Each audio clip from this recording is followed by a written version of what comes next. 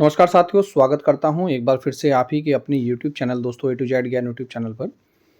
दोस्तों, सभी को तो इंतज़ार है ही शिक्षा विभाग ग्रुप डी भर्ती का, लेकिन दोस्तों जानकारी मिली है। अब वो कितनी सच्चाई है उस बात में, ये तो दोस्तों रिजल्ट आने पर पता चल ही जाएगा। और वो जानकारी है दोस्तों कि सिलेक्शन किस आधार पर होगा, तो मैं आपको बताना चाहूँगा, इसलिए मैंने वीडियो बनाई है। मुझे दोस्तों 10 मिनट पहले ये सब चीज़ें पता चली थी। मैंने सोचा चलो क्यों ना इस टॉपिक पर वीडियो बनाई जाए। बाकी आप लोग कमेंट करके ज़रूर बताइए कि इस बात में कितनी सच्चाई है। देखिए दोस्तों, इसमें कोई एलिमिनेशन वाला तो नहीं है हिसाब किताब कि भाई किस आधार पर ये सिलेक्शन होगा, ना ही कोई मानक डिसाइड किए गए हैं। ठीक है, इसमें जो बात हुई थी कि शिक्षा विभाग में सिर्फ 8वीं पास वाला ही फॉर्म भर सकता है।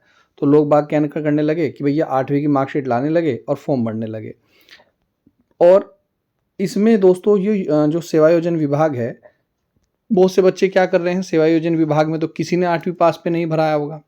अब दो कंडीशन है, बहुत ध्यान से समझिएगा। अगर आपने 8वीं पास पर या हद से हद 10वीं पास पर, क्योंकि 8वीं पास वाला बंदा क्यों सेवायोजन विभाग में पंजीकरण कराएगा, मुझे लगता है बहुत कम कराएंगे। मैं ये मतलब ऐसा मोटा मोटा कह रहा हूँ। अगर किसी भाई ने 8वीं पास पर या 10वीं पास पर सेवायोजन विभाग में रजिस्ट्रेशन कराया है, नंबर एक बात, और उसकी योग्यता भी 8वीं पास है या 10वीं पास है, तो भैया वो सिलेक्शन के सबसे नज़दीक है, सिलेक्शन उसका हो सकता है, पहली बात। दूसरा दोस्तों, मैं आपको ये भी बता दूं, ये भी दोस्तों चतुर्थ श्रेणी का ही रिजल्ट है, लेकिन मैं फिर बोल रहा हूँ, टेलीग्राम को जोड़ दोस्तों ज्वाइन कर लेना।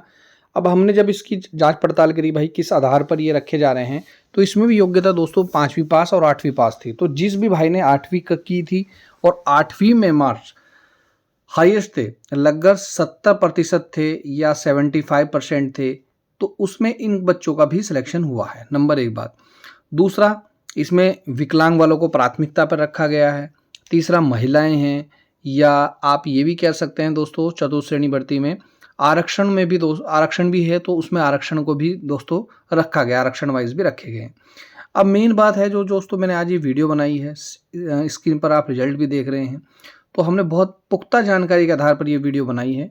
और इस वीडियो में कितनी सच्चाई है, मैं फिर बोल रहा हूँ, जैसे ही रिजल्ट आएगा दोस्तों आपको कहीं ना कहीं एहसास होगा कि आज जो मैंने बताया शायद वो ही हुआ है। मैं फिर बोल रहा हूँ, हमें कोई ऑफिशियल जानकारी नहीं है, लेकिन दोस्तों जो सोशल मीडिया में जानकारी चल रही है, जिस आधार पर हम बता रहे हैं, वो ये है कि इसमें 8वीं पास में जो आपकी परसेंटेज है वो डिसाइड करेगी, नंबर एक। दूसरा, सेवायोजन विभाग में आपका रजिस्ट्रेशन, यानी कि जो आपने रजिस्ट्रेशन करा रखा है वो 8वीं पास पे करा रखा है, 10वीं पास पे करा रखा है या 12वीं पास पे करा रखा है। और दोस्तों ये सच्चाई है, आप यकीन कीजिएगा। पहले गांव में जो बंदे हैं, जिस बंदे ने फॉर्म भर रखा होगा, ठीक है, ग्राम पंचायत में कोई नहीं है तो न्याय पंचायत, फिर ब्लॉक स्तर से ही स्थानीय स्तर पर दी जाएगी नियुक्तियाँ। और इसमें एक और फिल्टर है जिसको मैं बिल्कुल भी नकार नहीं सकता, क्योंकि ये मेरा खुद का कहना नहीं है, ये शिक्षा मंत्री माननीय धन सिंह रावत जी ने कहा था, जिन्होंने जमीन दान दी है उन्हें प्राथमिकता स्तर पर रखा जाएगा, तो उनको भी आप काउंट कर लेना। अब तक ऐसी प्राथमिकता कहीं भी देखी नहीं गई थी, लेकिन इस खास भर्ती में आपको देखने को मिल जाएगी। जिस परिवार ने पूर्व में कभी स्कूल को जमीन दान दी है, अगर उस परिवार का कोई सदस्य बेरोजगार है, वह इन पदों पर भर्ती के लिए योग्य है, तो वह उसे अपनी जमीन पर बने सरकारी स्कूल में नौकरी पाने का पहला हक दिया जाएगा। जमीन दान करने वाले परिवारों का विभाग इस नौकरी के जरिए उन्हें जोड़कर रोजगार क्या कहें देना चाहेगा।